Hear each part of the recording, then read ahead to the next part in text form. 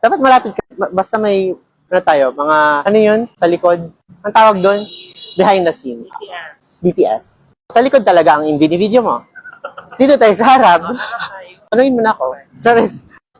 Mike. Yes, Ano hi! po ba ang gamot sa sebaceous gland hyperplasia? So guys, actually, yung sebaceous gland hyperplasia, meron siyang treatment. Procedure po ang treatment natin dyan. Sa mga hindi nakakaalam, ang sebaceous gland hyperplasia po ay yung paglaki ng ating mga sebaceous glands or yung mga glands na nagkukos or nagsisecrete ng oil. So kung titingnan natin sa microscope, nasa ilalim po siya ng balat. So usually, ang ginagawa po dyan, most common dito sa Philippines, parang sinusunog siya ng cautery.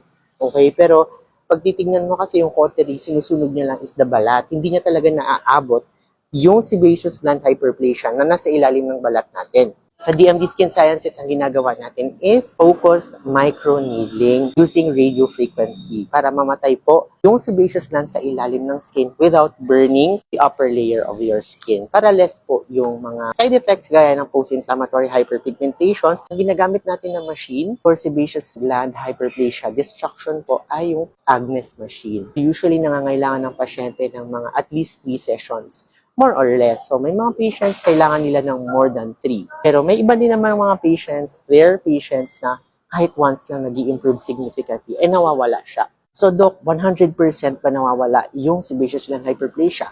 Pwede pong mawala siya 100%, pero guys, meron pong genetic predisposition. Also, it's a function of age, sun exposure, and heat also. So, in other areas, pwede pong mag-recur ang ating sebaceous gland hyperplasia.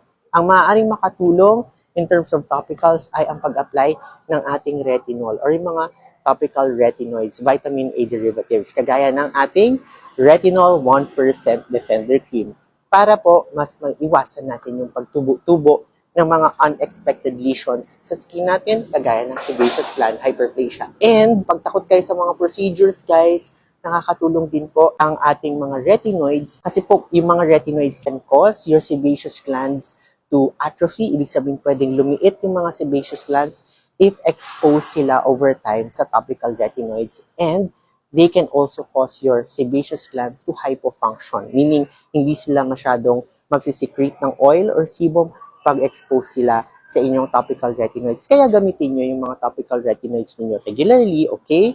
So yun, I hope this helps. For more acne tips, follow me and basta acne DMD! Bye!